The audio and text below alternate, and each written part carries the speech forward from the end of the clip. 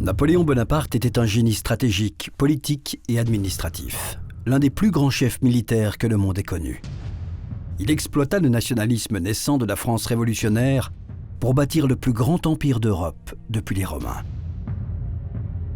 Victor Hugo lui-même disait que c'était un Prométhée, que c'était un homme extrêmement intelligent qui se voulait, pour lutter contre l'extrême sensibilité de sa pensée, il se voulait très rationnel.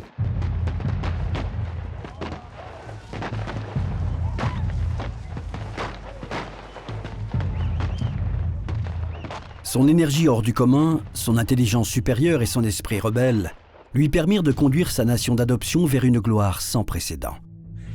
Une fois sa puissance établie, Napoléon se construisit un personnage sur le modèle de César, l'homme d'État et général romain. De ce fait, il fut considéré à la fois comme un libérateur et un tyran, comme un héros et un criminel. C'est un homme qui croit en son étoile et qui fait tout pour aller dans ce sens. C'est un homme qui ne se pose pas de questions, qui n'a pas de cas de conscience. Donc c'est un homme qui se laisse aller à ses instincts d'une certaine façon. Son désir de puissance et sa détermination sans faille le portèrent au triomphe, puis à la défaite.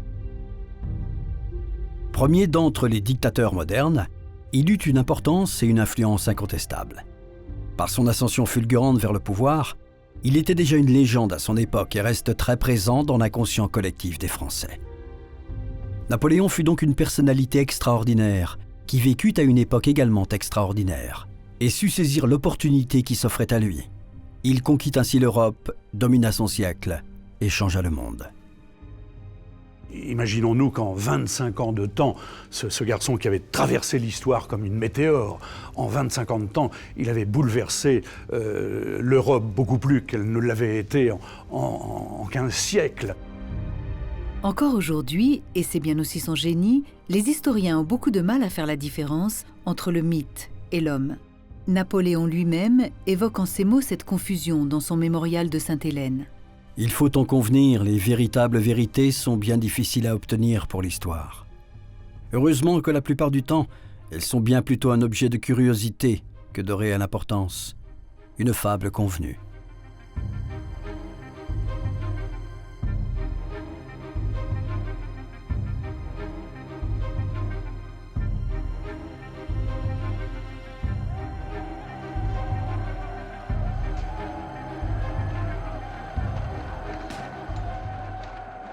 La Révolution française éclate en 1789, quand le peuple se soulève contre l'Ancien Régime.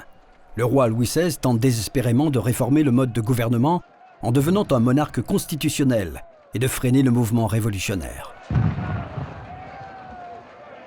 Mais la Convention, élue au suffrage universel, abolit la monarchie et instaure une république qui doit donner une nouvelle constitution à la France.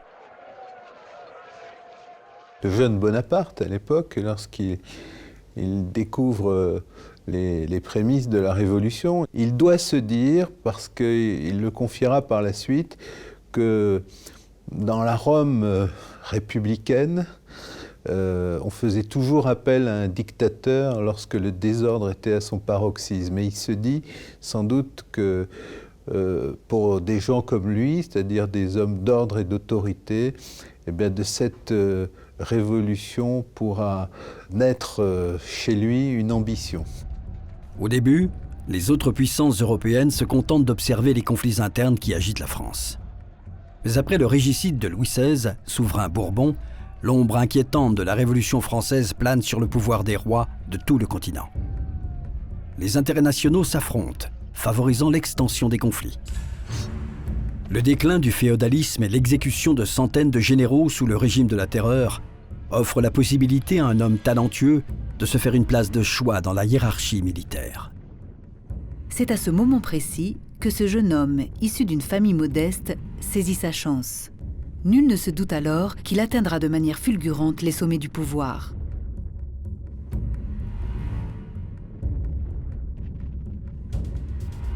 Son nom résonne encore dans l'histoire. Napoléon Bonaparte. Fils d'un avocat appartenant à la noblesse de robe corse, Bonaparte entre dans l'armée française en 1785, en tant que lieutenant d'artillerie en second. Lorsque la Révolution éclate, Bonaparte n'a que 19 ans, mais il se fait très vite connaître à l'occasion de la reprise de Toulon aux royalistes. La stratégie militaire de Napoléon se révèle aussitôt à Toulon. En fait, c'est quelqu'un qui a le coup d'œil. Il a immédiatement le coup d'œil, il est capable de transformer des plans sur le champ de bataille. C'est ce qu'il fera à Wagram en 1809 en particulier, mais on a déjà le cas à Toulon. Bonaparte connaît une ascension rapide, car il est soutenu par Robespierre, ce qui lui vaudra d'être brièvement arrêté en 1794 lors de la chute de ce dernier. Il a été l'homme de Robespierre le Jeune, et c'était quelqu'un qui était proche des dirigeants de la terreur. Et donc il a été associé à ce mouvement. Puis après, c'est très dur quand il y a la réaction thermidorienne, c'est-à-dire qu'il est poursuivi, il est arrêté, il fait quelque temps en prison. Et puis après, lorsqu'il est désœuvré sur le pavé de Paris, il abandonne sa petite fiancée Désirée Clary à Marseille, et puis il essaye de se mêler aux mondanités de la capitale, et c'est très très dur parce qu'il a son accent corse, il est pauvre, il a des titres de gloire militaire, mais qui ne sont pas grand-chose dans cette société du directoire. À 27 ans, il se voit confier le commandement de l'armée française d'Italie. Au cours d'une brillante campagne de 18 mois, il bat les Autrichiens et l'Italie revient sous le contrôle de la France.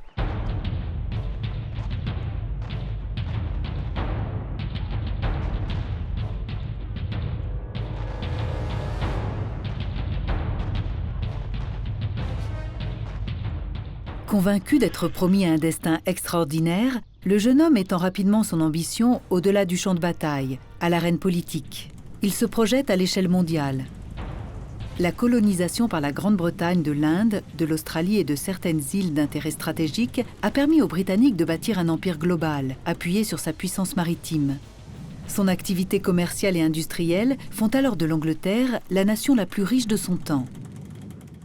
Pour Bonaparte, l'Égypte est la clé de la puissance mondiale. Sa conquête donnerait à la France l'avantage d'arriver plus vite en Inde que ses concurrents et de menacer les colonies britanniques si rentables.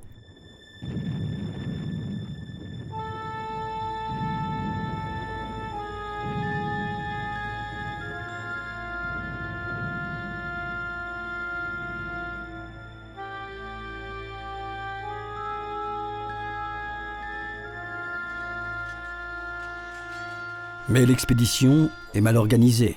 Munitions et provisions n'arrivent pas à temps, et la force maritime des Anglais a été sous-estimée. Bonaparte est en plein combat contre les Mamelouks d'Égypte, quand un amiral anglais, Lord Nelson, découvre la flotte française amarrée dans la baie d'Aboukir. Lorsque le brouillard des canons se dissipe, il ne reste plus que 2 navires français sur les 17 qui mouillaient là.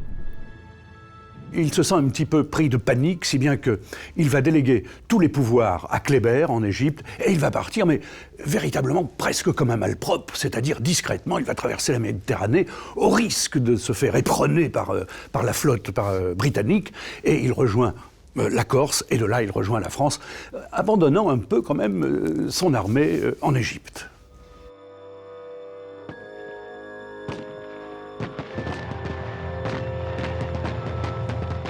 Il n'a pas atteint l'Inde, mais le caractère romantique de cette aventure suffit à lui apporter le prestige et la gloire. On ignore en France les crimes de guerre perpétrés en Égypte et en Syrie par Napoléon Bonaparte. L'armée qu'il a abandonnée sur place ne rentrera que 2 ans plus tard. Cela lui laisse amplement le temps de travailler à ses ambitions, en glorifiant sa campagne d'Égypte. La guerre reprend à travers toute l'Europe, se met en place contre la République française, qui est celle du Directoire à l'époque, une seconde coalition qui réunit à la fois les Russes, les Autrichiens, les Anglais naturellement, qui sont toujours dans l'ombre et qui payent l'Europe d'ailleurs, pour faire la guerre à la France. La Révolution française a accompli son rôle historique. Elle a aboli les privilèges de classe et accordé la souveraineté au peuple en misant sur le fait que la Constitution et les hommes politiques se perfectionnerait avec le temps. Mais 10 ans ont passé et la France est encore aux proies aux luttes révolutionnaires tant en son sein qu'à l'étranger. Les royalistes s'agitent et les républicains les plus extrémistes, c'est-à-dire les nostalgiques de la terreur, justement, également reprennent du poil de la bête, si j'ose dire. Et donc, c'est dans ce contexte que Bonaparte va revenir d'Égypte et un mois après, il va faire son coup d'État qui va mettre bas le Directoire. Et donc, grâce à ses talents de militaire, il va aussitôt redresser la situation.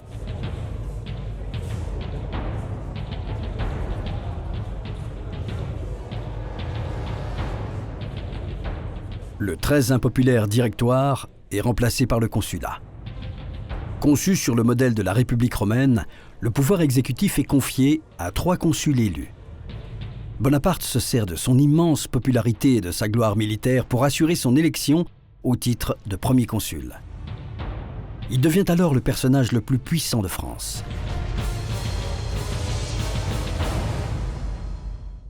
Il affiche rapidement son intention d'étouffer les guerres fratricides afin de rétablir la paix.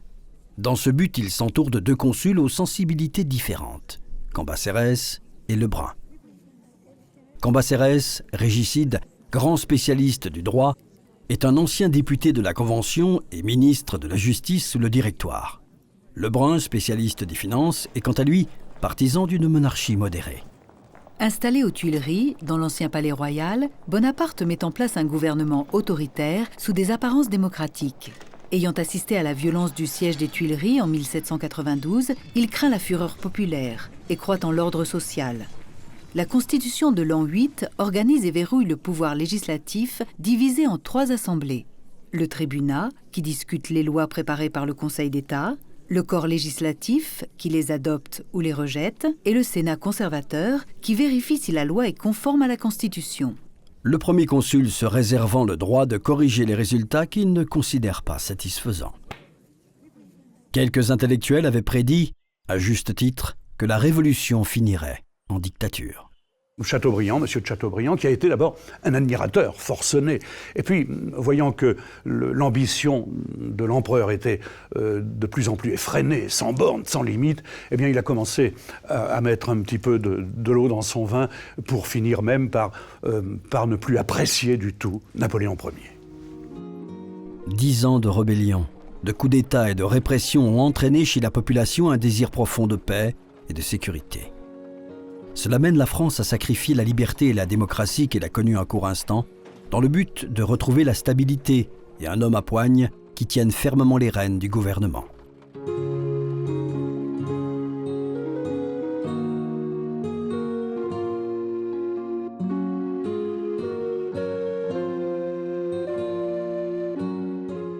Si le consulat met un terme à la Révolution, les conflits se poursuivent sur le continent.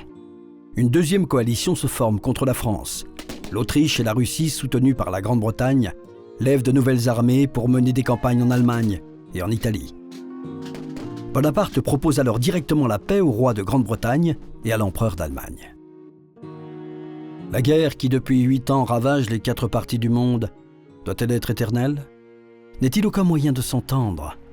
Comment les 2 nations les plus éclairées de l'Europe, puissantes et fortes, plus que ne l'exigent leur sûreté et leur indépendance, peuvent-elles sacrifier à des idées de vaine grandeur, le bien du commerce, la prospérité intérieure, le bonheur des familles? Comment ne sentent-elles pas que la paix est le premier des besoins, comme la première des gloires? Extrait de la lettre de Bonaparte au roi d'Angleterre.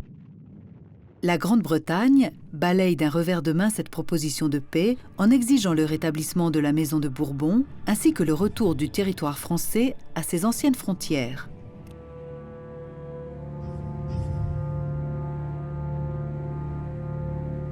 Précipités dans une nouvelle impasse, les 2 géants doivent alors se préparer à un autre conflit sanglant.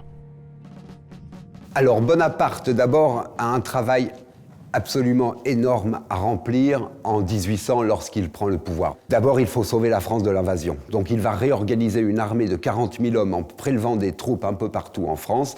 C'est ce qu'on appelle l'armée de réserve qui traversera les Alpes au Grand Saint-Bernard et qui ira remporter la victoire sur les Autrichiens, donc à la bataille de Marengo, le 14 juin 1800. L'armée autrichienne, conduite par le général von Mélas, envahit l'Italie espérant frapper la France par le sud. Afin de vaincre les troupes autrichiennes, Bonaparte élabore une stratégie audacieuse et spectaculaire dont lui seul détient le secret.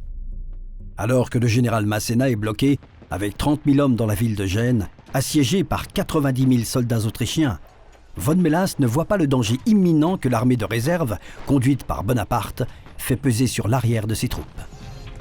Comme Charlemagne et Hannibal avant lui, Bonaparte conduit son armée à travers les Alpes et passe le col du Grand Saint-Bernard à la frontière franco-italienne avec 40 000 hommes et une centaine de canons. Le 9 juin 1800, l'armée française commandée par le maréchal Lannes offre au premier consul une première victoire à Montebello après 11 heures de combat acharné. Bonaparte unit ses forces à celles du général Masséna et se déplace vers le sud pour affronter la principale armée autrichienne. Le 14 juin 1800 aura lieu la grande bataille de Marengo.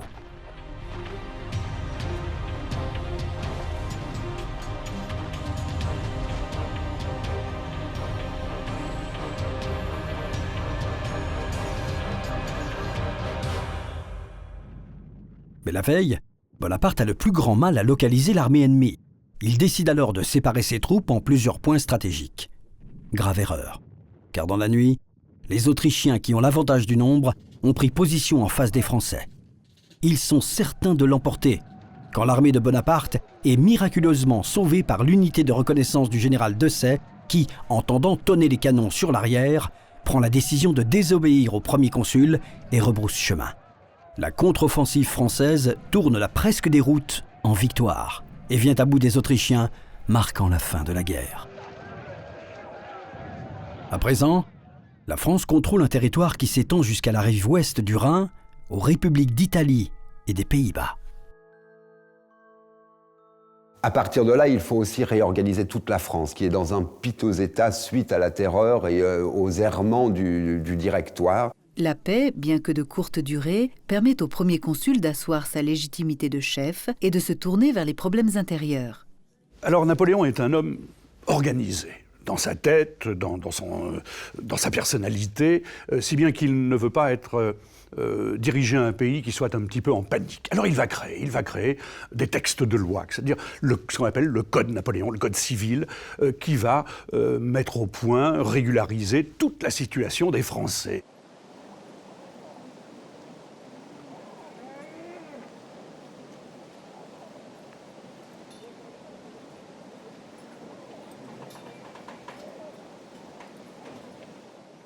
Il prouve alors ses grandes qualités d'administrateur.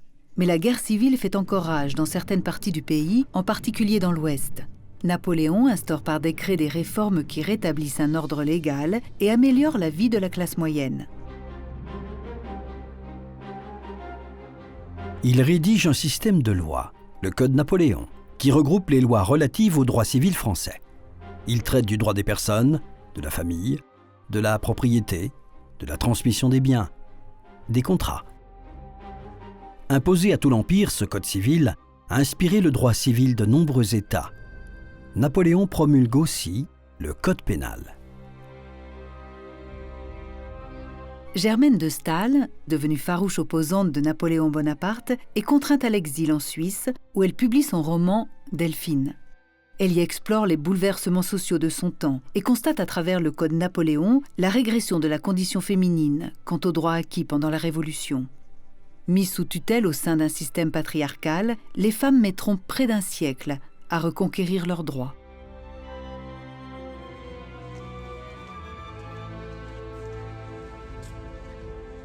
La signature du Concordat reconnaît le catholicisme comme la religion de la majorité des Français et assure la liberté religieuse. Bonaparte entame également des réformes dans le domaine de l'éducation.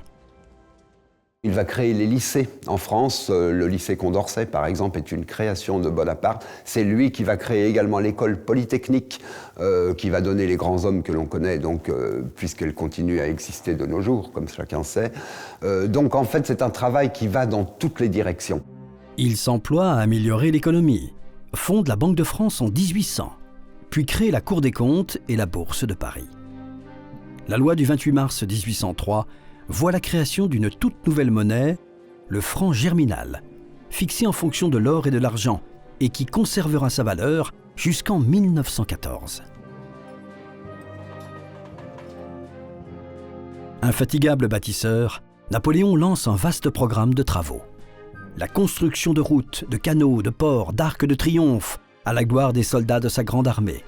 Il aménage Paris, perce la rue de Rivoli, embellit le jardin du Luxembourg et le cimetière du Père-Lachaise, crée le jardin des plantes, de nombreuses fontaines, le palais Brognard, l'église de la Madeleine, le canal de l'Ourcq, de Saint-Martin et de Saint-Denis, ou encore le pont des Arts. Il va créer par exemple les préfets, donc il y a eu déjà des préfigurations sous le directoire, mais c'est lui qui va les instituer. La personne du préfet devient agent de la centralisation du pouvoir. Nommé par le premier consul, il veille à l'ordre public, à la rentrée des impôts, aux affaires économiques et au bon déroulement de la conscription. Ce corps préfectoral qui existe encore pratiquement sous la même forme de nos jours, il est assisté d'un corps de sous-préfet, c'est-à-dire qu'il n'y a pas un endroit du territoire qui ne soit pas directement sous le contrôle d'un administrateur délégué par le pouvoir central. L'organisation des préfectures, leur action, les résultats étaient admirables et prodigieux. La même impulsion se trouvait donnée au même instant à plus de 40 millions d'hommes. Et à l'aide de ces centres d'activité locale, le mouvement était aussi rapide à toutes les extrémités qu'au cœur même. Mémorial de Sainte-Hélène. Jamais auparavant l'administration n'avait connu un tel prestige. La Légion d'honneur crée une nouvelle aristocratie entièrement dévouée à son chef. Les Français ne sont pas changés par 10 ans de révolution et n'ont qu'un sentiment, l'honneur. Il faut donner un aliment à ce sentiment. Il leur faut des distinctions. Napoléon Bonaparte. D'un côté, l'assainissement financier, de l'autre, l'administration, ça va de pair, très centralisée de l'État. C'est la marque de Bonaparte sur le premier consulat. Cette vague de projets et le rétablissement d'une autorité centrale créent les conditions nécessaires à l'instauration de la paix et de la stabilité. Il est révéré comme le sauveur de la France, et le Sénat le déclare bientôt premier consul à vie avec le droit de choisir son successeur. Il devient alors le maître absolu du pays.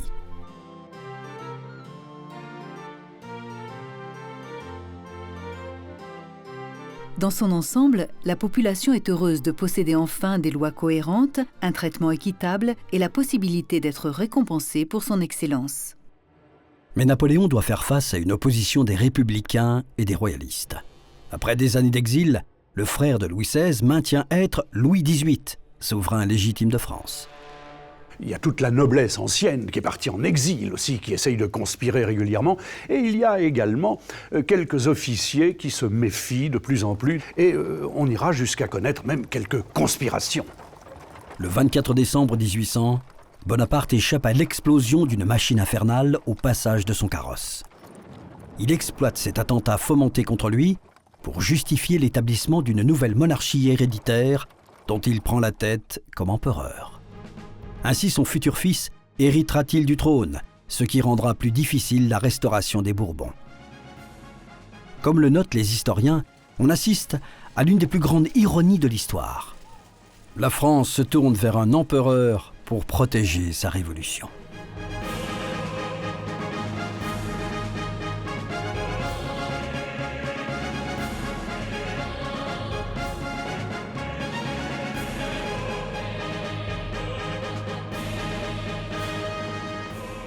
Le peuple français s'est soulevé pour abolir la monarchie. Comment Napoléon peut-il être certain que celui-ci approuvera sa décision d'en créer une nouvelle ? Comme dans la plupart de ses tentatives, il prend un risque calculé. Napoléon a consacré sa vie à forger son image. Il est le républicain idéal, le patriote loyal, le soldat invincible, le sauveur de la France. Et surtout, ses débuts modestes et son ascension symbolisent bien les objectifs de la Révolution. Alors Napoléon, devenu premier consul, est encouragé ou encourage le Sénat à faire en sorte que ce premier consul soit consul à vie et ensuite même empereur, avec droit de succession, c'est-à-dire que s'il avait un jour un héritier, eh bien cet héritier deviendrait lui-même empereur, donc l'empire héréditaire. Il est couronné empereur sur la base de ses propres mérites et selon la volonté du peuple. En maître du faste et de la propagande, Napoléon choisit des symboles comme l'aigle qui le relie aux grands empereurs du passé, Charlemagne et César. Les abeilles rappellent les Mérovingiens et la main de la justice, les Capétiens. Ainsi, il porte la lignée des Bonaparte à la hauteur d'une 4e dynastie. La création de l'Empire, le 16 mai 1804, c'est tout simplement une manière d'entériner le consulat à vie en donnant un titre très supérieur à Bonaparte, premier consul, tel qu'il l'avait été suite au coup d'État de Brumaire. Voilà, c'était une récompense suprême, si vous voulez, de la République. Il ne faut jamais oublier que Bonaparte, sur les papiers officiels, signait Napoléon par la grâce de Dieu et la volonté des Français. Donc il manifestait à la fois qu'il était l'héritier des rois de France, comme il était l'héritier également de la Révolution française et de la démocratie.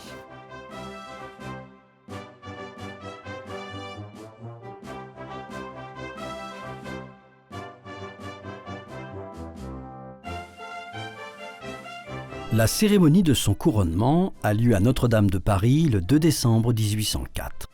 Elle marque le début de l'Empire français et le règne de Napoléon Ier.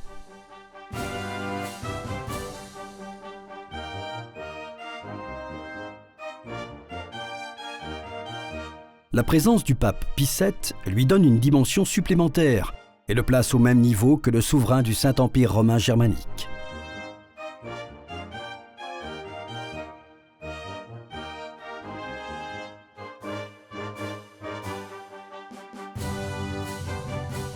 Il se couronne lui-même, puis couronne son épouse, l'impératrice Joséphine.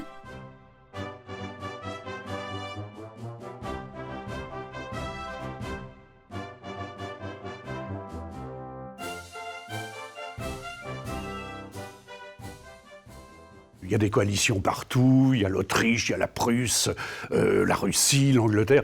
Il envisage déjà de faire main basse sur l'Angleterre, c'est-à-dire de renouveler l'exploit qu'avaient réussi avant lui Jules César et Guillaume le Conquérant. Menacée par l'expansion française en Europe, la Grande-Bretagne est entraînée dans un nouveau conflit.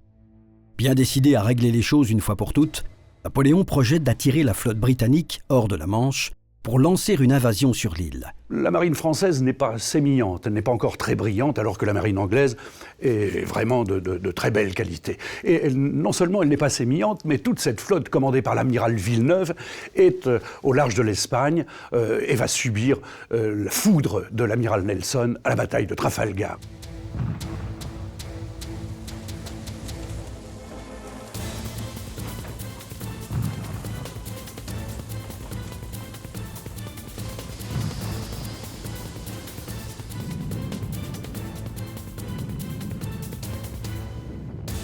Au cours des combats, l'amiral Nelson détruit la majorité de la flotte franco-espagnole sans perdre un seul navire. Il est mortellement blessé, mais cette victoire confirme la suprématie de la flotte britannique.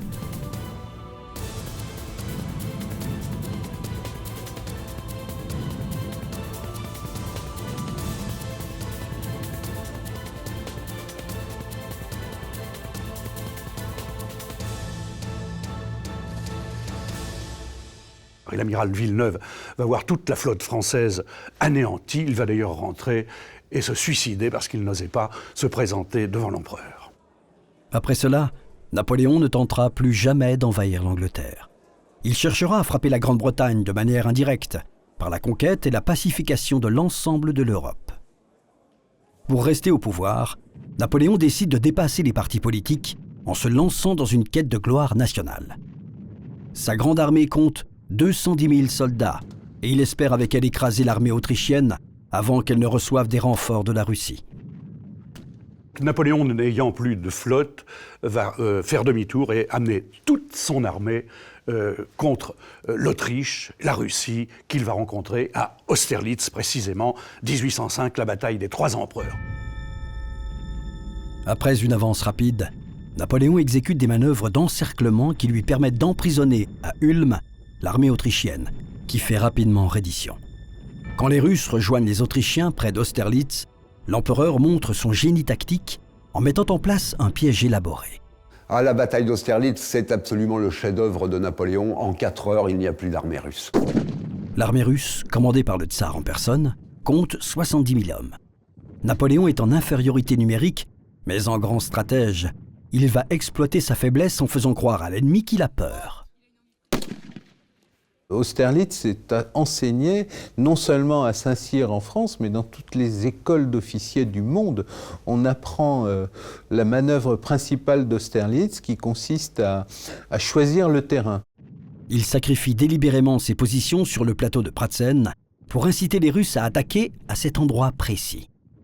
Malgré les mises en garde du général Koutousov, Alexandre tombe dans le piège. Le 2 décembre 1805, à l'aube, le plateau est noyé dans un épais brouillard.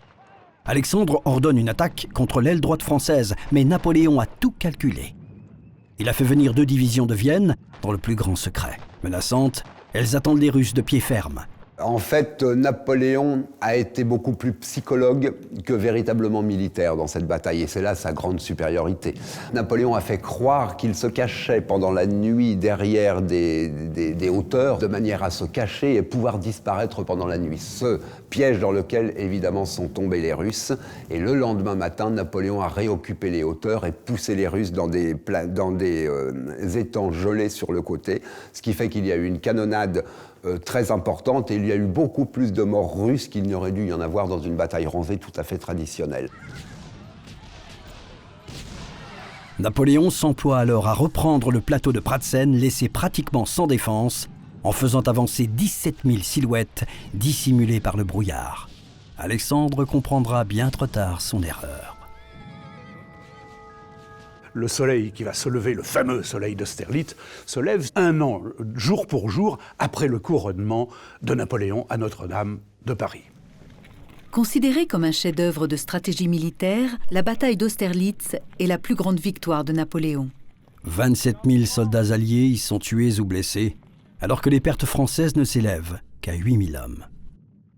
Ça a été vraiment un chef-d'œuvre de psychologie incontournable, l'un des chefs-d'œuvre de l'histoire de la guerre de tous les temps. La bataille ne met pas seulement l'Autriche hors d'état de poursuivre la guerre, elle contraint l'empereur Habsbourg François II à abdiquer. C'est la fin officielle du Saint-Empire romain germanique. À la place, Napoléon crée la Confédération du Rhin, formée de 16 États allemands et dirigée selon le modèle français. L'ex-empereur conserve son titre de François Ier, roi d'Autriche. Napoléon est déterminé maintenant à étendre l'Empire jusqu'aux États allemands situés à l'est du Rhin, dont la Prusse. Lorsqu'il ignore la demande de la Prusse de se retirer sur la rive ouest, elle se mobilise contre lui, ainsi que la Russie. Napoléon réplique par une campagne éclair. Il attaque les forces prussiennes à Jena, pendant que le maréchal Davout se déplace vers Auerstedt.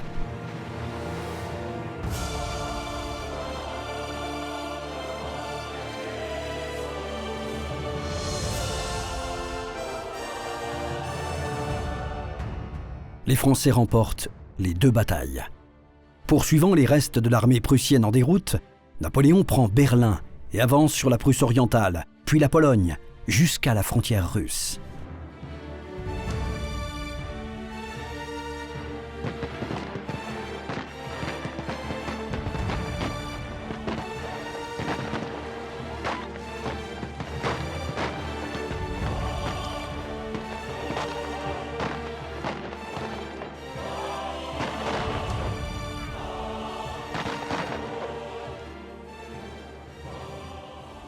Durant l'hiver 1807, Napoléon établit ses quartiers généraux à Varsovie avant de combattre les Russes à Eylau. Menée sous un climat atroce, la bataille se termine en une impasse sanglante.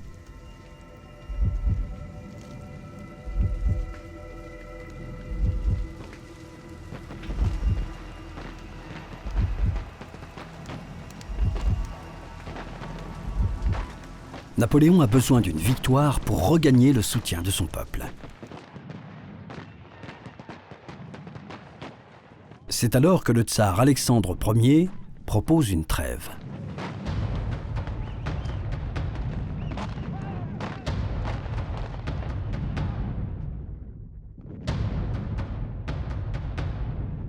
Les Russes étaient alliés des Prussiens qui avaient été complètement écrasés par l'armée française de Napoléon. Et donc le tsar avait décidé de traiter une fois pour toutes avec l'empereur. La rencontre entre Napoléon et le tsar se conclut dans une admiration mutuelle. Ils finissent par négocier un traité qui divise le continent entre les deux puissances et en fait des alliés contre les deux ennemis que conserve l'empereur français, la Grande-Bretagne et la Suède.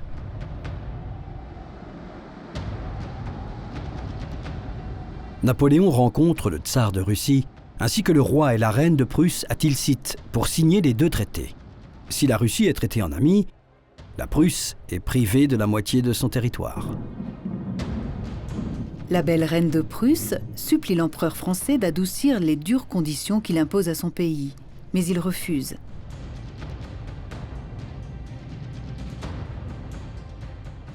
Alors Napoléon va agrandir de façon fantastique le territoire français, puisqu'on va récupérer une grande partie de l'Italie, on va récupérer les Pays-Bas, etc.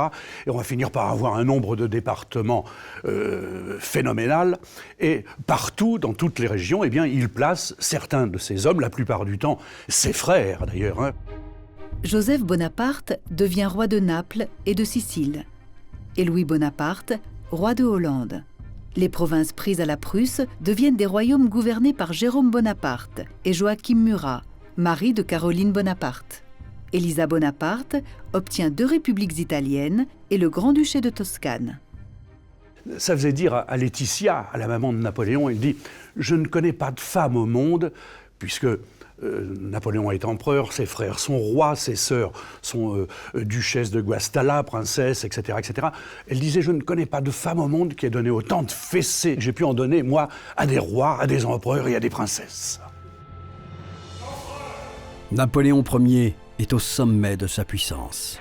En moins de 3 ans, l'Autriche, la Prusse et la Russie ont été battues, ce qui fait de lui le maître de l'Europe occidentale et centrale. Seule la Grande-Bretagne s'oppose encore à sa domination.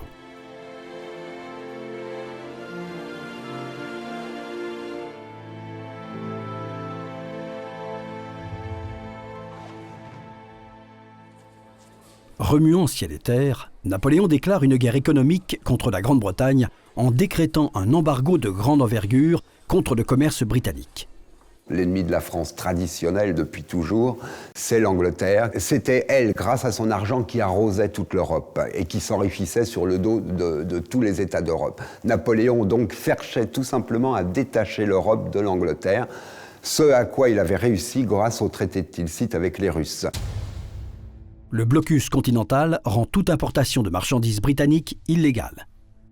Bonaparte a fait des guerres qui avaient l'air comme ça, quand on les regarde aujourd'hui, elles ont l'air complètement inutiles. Pourquoi aller faire la guerre au Portugal ? Eh bien, tout simplement, c'était pour éviter que le Portugal fasse du commerce avec l'Angleterre. Donc il fallait bloquer toute communication commerciale entre l'Angleterre et le reste du continent européen.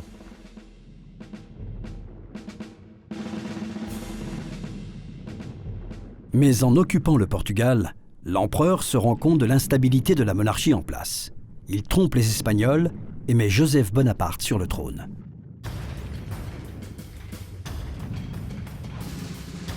Le traitement réservé aux Bourbons d'Espagne éveille un sentiment de crainte chez les Habsbourg. Très vite, l'Autriche rompt le traité qui la liait à la France et rejoint l'Angleterre dans une autre coalition.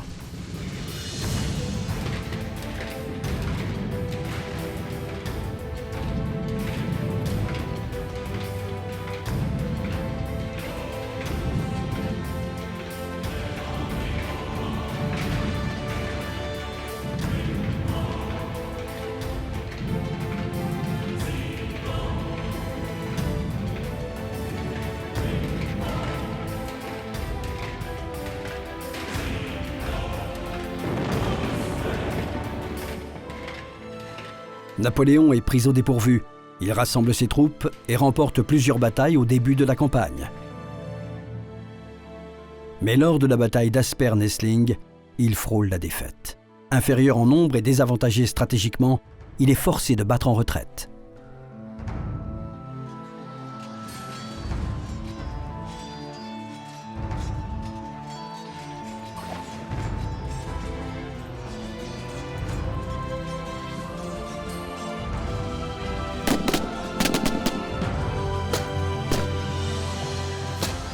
Napoléon a perdu trop d'hommes. Il doit remporter rapidement une victoire. Il va l'obtenir à Wagram. Le traité qui suit est le plus rude que la France ait jamais imposé à l'Autriche. Ce succès est l'un des plus impressionnants qu'il ait connu.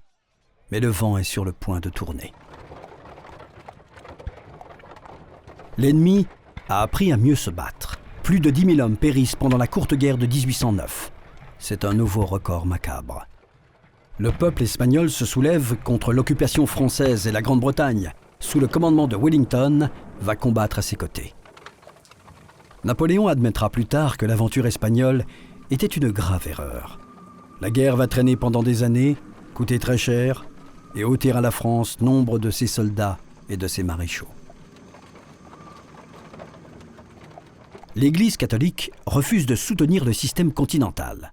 Alors Napoléon va courir le risque de récupérer les territoires du pape. Bon, eh bien, il les récupère, les territoires du pape. Mais le pape Pie VII, lui, dans ce cas-là, se dit « Eh bien, puisque c'est comme ça, je vous excommunie. » L'empereur le fait enlever et il le retiendra prisonnier pendant des années. La France renforce l'embargo et pourtant la Grande-Bretagne reste ferme. Pire encore, la mauvaise gestion de ses victoires par Napoléon, son comportement tyrannique envers les autres peuples, ainsi qu'à l'égard du pape, unit toute l'Europe contre lui.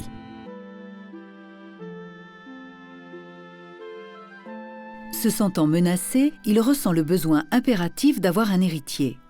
Il a déjà adopté le fils et la fille de Joséphine, mais cette dernière n'a pu lui donner un enfant. Napoléon est très attaché à elle, mais sa vie amoureuse a cessé depuis bien longtemps d'être pour lui une priorité. Alors le Sénat a donc rédigé ce texte en disant que l'Empire était même héréditaire. Et oui, mais le problème qui se pose, c'est que Napoléon, bien que marié avec Joséphine, n'a pas d'héritier.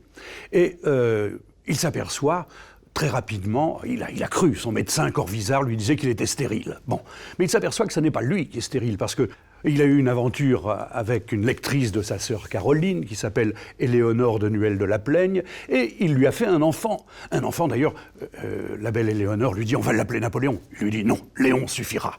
Et à partir de ce moment-là, il sait qu'il n'est pas stérile. Donc, Joséphine est condamnée. Il annule son mariage et négocie une alliance avec la fille du roi d'Autriche, l'archiduchesse Marie-Louise.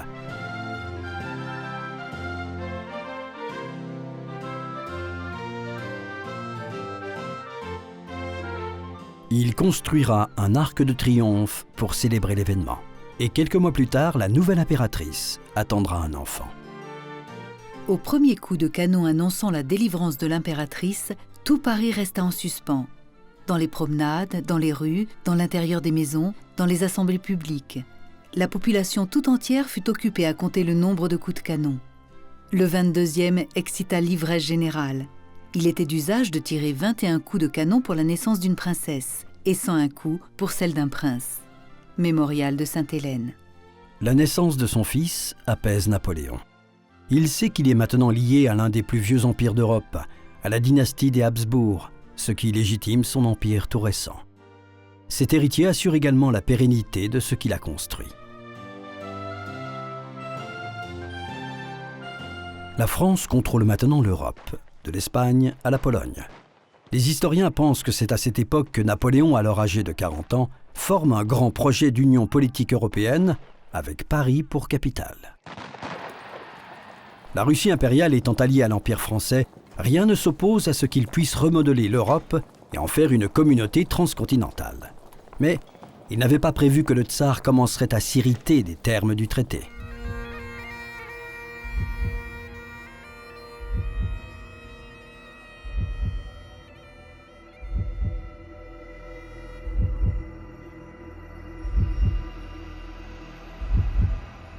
Tout cela va créer des problèmes également entre les commerces réciproques russes et français qui vont de plus en plus aller de mal en pis et finalement tout cela va mener à la campagne de Russie. Le mariage d'alliance de Napoléon avec l'Autriche inquiète Alexandre Ier de Russie. Mais la situation en Pologne est encore plus préoccupante. Napoléon a annexé les territoires polonais cédés par la Prusse. Et la Russie n'apprécie pas que les troupes françaises soient si proches de sa frontière. Pas plus que l'établissement d'une noblesse féodale en Pologne et l'instauration de réformes semblables à celles qu'il a mises en place en France. La Russie souffre aussi du système continental de Napoléon. Alexandre Ier, soumis à une forte pression intérieure, reprend les échanges commerciaux avec la Grande-Bretagne. Son retrait du système continental marque la fin des bonnes relations entre les deux dirigeants. La guerre économique menée par Napoléon s'avère être une épée à double tranchant. Certes, l'économie britannique en souffre beaucoup, mais la France et ses alliés tout autant, voire davantage. En 1811, les pays sous son contrôle croulent sous les dettes. Une génération entière de Français a été décimée par la guerre.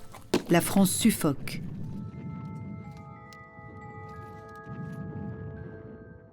Toute la jeunesse s'enthousiasmait pour les victoires et les bulletins de la Grande Armée qui annonçaient sans cesse les victoires napoléoniennes.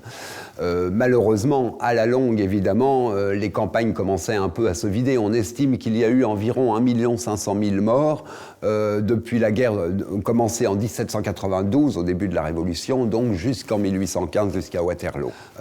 Donc effectivement, autour de 1810, déjà, on voit apparaître des réfractaires, si vous voulez, des soldats qui refusent de partir, de laisser leur famille, et qui, pour beaucoup, se coupent le doigt ou se coupent les tendons du doigt de façon à ne pas pouvoir tirer au fusil.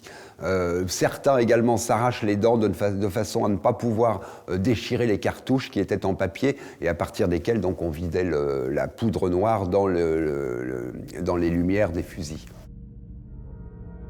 Devant l'impossibilité de mettre la Grande-Bretagne à genoux, les ministres de Napoléon recherchent désespérément la paix. Mais l'empereur ne peut plus s'arrêter. Au lieu de retirer ses troupes d'Europe centrale et orientale, de consolider ses positions de façon réaliste et d'admettre l'échec évident de ses plans économiques, militaires et géopolitiques, il persiste dans sa quête de domination mondiale.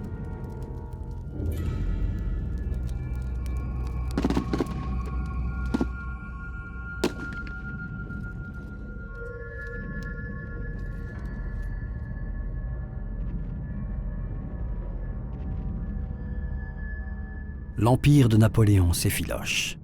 Dans notre prochain épisode, nous explorerons les dernières campagnes militaires de l'empereur. Il y a des milliers de morts, et il va falloir 2 ou 3 ou 4, voire 4 générations avant que la France ne se sorte de cette saignée. Nous verrons comment la brutalité des guerres successives et l'invasion de la Russie anéantiront une génération entière d'hommes, et comment Paris tombera aux mains de l'ennemi, pendant que Talleyrand discutera avec Alexandre Ier de la restauration des Bourbons. On a attribué à la fortune mes plus grands actes, et on ne manquera pas d'imputer les revers à mes fautes. Mais si j'écris mes campagnes, on sera bien étonné de voir que dans les 2 cas, et toujours, ma raison et mes facultés ne s'exercèrent qu'en conformité avec les principes. Mémorial de Sainte-Hélène. Les vainqueurs exileront l'empereur sur l'île d'Elbe, installant Louis XVIII sur le trône de France. Pendant que la population célébrera la paix enfin retrouvée, Napoléon attendra son heure. Il s'échappera de sa prison insulaire pour s'engager dans ce qui reste le plus grand comeback de tous les temps. À chaque fois que l'empereur apparaît, tout le monde se rallie une fois encore à lui parce que c'est le personnage le plus légendaire qui soit. Mais son bref retour au pouvoir durera seulement 100 jours et s'achèvera avec la terrible défaite de Waterloo avant de partir pour un dernier exil à Sainte-Hélène.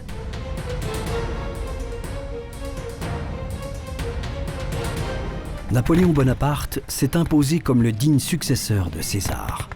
Sans autre atout que son intelligence, son génie, son inflexible volonté et son indomptable énergie, il est devenu l'empereur des Français. Son ambition sans borne l'a conduit à conquérir l'Europe et à mener son pays au sommet d'une gloire sans précédent. Mais lorsque son génie et son ego sont devenus incontrôlables, la France s'est retrouvée à genoux. On a commencé à qualifier l'empereur d'ogre, de dévoreur de jeunes filles, de dévoreur de soldats. Donc les caricatures ont couru sur ce thème.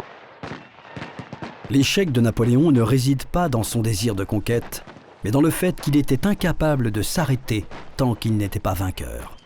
Il se défendra ainsi d'avoir un caractère belliqueux dans son mémorial de Sainte-Hélène. On ne cesse de parler de mon amour pour la guerre, mais n'ai-je pas été constamment occupé à me défendre ? Ai-je remporté une seule victoire que je n'ai immédiatement proposé la paix ? Je n'ai jamais été véritablement mon maître, mais j'ai toujours été gouverné par les circonstances. il n'en reste pas moins que son nom inspirera toujours l'effroi, et l'histoire le jugera pour avoir confondu son destin avec celui de la France.